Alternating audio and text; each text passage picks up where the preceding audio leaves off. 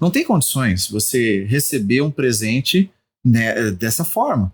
Um sacrifício de um animal que está doente, que está aleijado, que é o resto do resto do resto do resto. É como você ir num aniversário e dizer assim, puxa, não comprei nada. Então faz o seguinte, tem alguma coisa usada aí que a gente pode pegar? Ah, tem esse objeto aqui, acho que ele vai gostar disso. Não é assim que funciona, né? Quando a gente fala de dar o melhor para Deus, inclusive nas nossas. Você tem até uma história interessante, né? Para quem não sabe, gente, o Fábio se converteu em Portugal. E ele tem uma história interessante que aconteceu num acampamento lá. Você me lembra qual a história que... A das batatas. Lá. Ah, sim, uma das...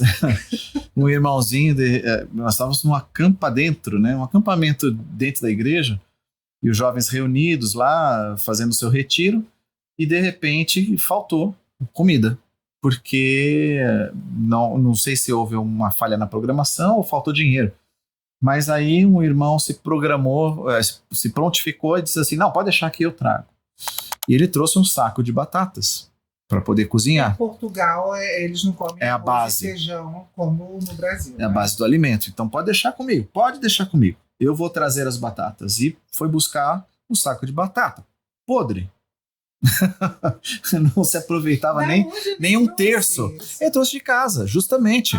Era aquele saco que estava no canto, que estava parado, que estava mofando. As cozinheiras, quando pegaram as batatas, que eram as irmãs da igreja, elas olharam, isso aqui não tem condições de cozinhar. Nós vamos ter que ratear aqui e comprar a batata em outro lugar. Porque não tem condições de cozinhar isso para os jovens. Imagina que eu vou mudar. As batatas estão estragadas, estão podres, né? Então, e o que ele dizia? E depois ele dizia assim, graças a eu ter salvo a situação, né? Que deu tudo certo. Então você diz, poxa vida, é muito cinismo, né? Gente, mas quanta gente faz isso? Gente que vai lá, tem uma turma da igreja arrumando, fazendo tudo, aí o irmão vai lá e ele deu a última pincelada, porque faltou 2 litros de tinta para terminar 2 metros quadrados de mão de tinta na igreja. De parede lá. E aí ele termina que se não fosse eu, essa obra não estava concluída. Tem muita gente que faz isso. Muita gente faz isso. Da mesma maneira que aconteceu numa outra ocasião, né? E eu não vou citar nomes, é claro, mas a gente estava na igreja, pastoreando uma igreja, e o irmão foi mudar de casa, ele estava mudando de residência. E aí ele viu, o filho dele veio trazer algumas coisas, né? Tocaram a campainha, eu fui atender, eles assim, olha, meu pai mandou trazer essas coisas que estão lá em casa, para a igreja. Aí eu fui dar uma olhada, gente, que tava quebrado as coisas. O que a igreja ia fazer com coisas sucata, quebradas, com sucata? Aquilo acabou indo parar num espaço, ocupar espaço, porque aí fica numa situação tão melindrosa que a gente até pensa, o que a gente faz agora? A gente joga fora, a pessoa de repente vai dizer, poxa, eu dei para vocês jogaram fora? Ou a gente guarda e não tem utilidade? Vai sair mais caro mandar consertar do que comprar um novo. Que situação. E irmãos, olha, quando a gente faz campanha de arrecadação para roupa para pessoas que sofreram com alagamento, com deslizamento de terra, ou sei lá, tá sofrendo com seca, e vem aquelas roupas, vem aquelas roupas furadas, vem aquelas roupas torcidas, toda manchada. Você não tem coragem de usar isso, irmão? Como é que você quer dar para alguém que perdeu toda a roupa numa enchente? Sim.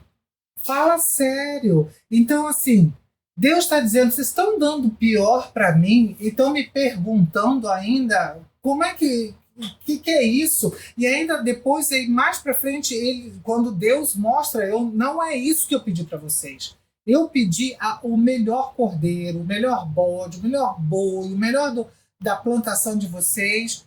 E não é isso que vocês estão trazendo. E Deus está irado. No versículo 14 ele diz assim, maldito... Não, eu ia ler no 13, calma. Porque então no 13, vamos lá, 13. Quando Deus fala isso, eles ainda dizem, é difícil demais servir o Senhor, que Deus mais exigente. Exigente, exatamente. Aí agora talvez alguns irmãos possam estar dizendo, esse casal daí também é muito exigente, né? Não, irmão. Não é. Como que eu vou dar o meu pior para Deus? Como que A minha sobra. Não, mas não é para Deus, Deus, é para o pobre, é para o cara lá que ele já não tem nada, então uma camisa a mais para ele vai.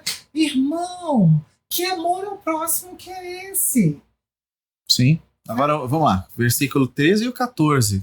Quanto Deus se aborrece? Ele declara aqui: maldito seja o enganador, que tendo animal sadio no seu rebanho, promete e oferece ao Senhor um defeituoso. Então, Deus não está dizendo assim, eu tô rejeitando toda a oferta de uma pessoa pobre, porque eu não quero coisa de pobre. Não é isso. Porque tem muita gente que confunde as coisas. Então quer dizer que tem que dar só coisas de luxo para as igrejas e para os homens de Deus e para Deus, porque não pode ser qualquer coisa, e coitado do camarada que não tem nada para dar. Não é isso. Nós estamos falando justamente que Deus está aborrecido do camarada que tem muita coisa para oferecer. Que o que você tem de bênção recebida para Deus tem propósito.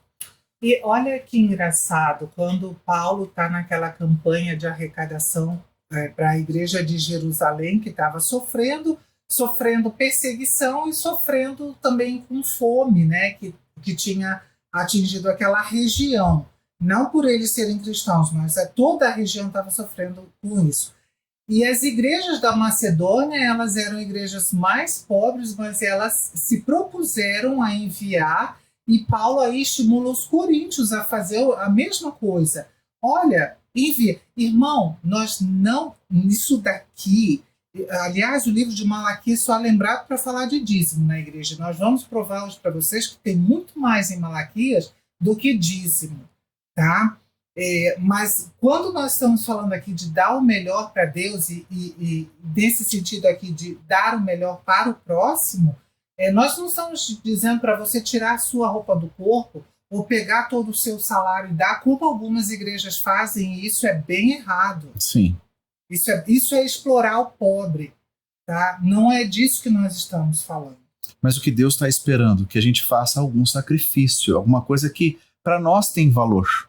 Então eu estou dando aquilo que é valioso para mim, mas eu estou dando para Deus. Então é um presente, da mesma maneira que a graça é um presente que eu não mereço.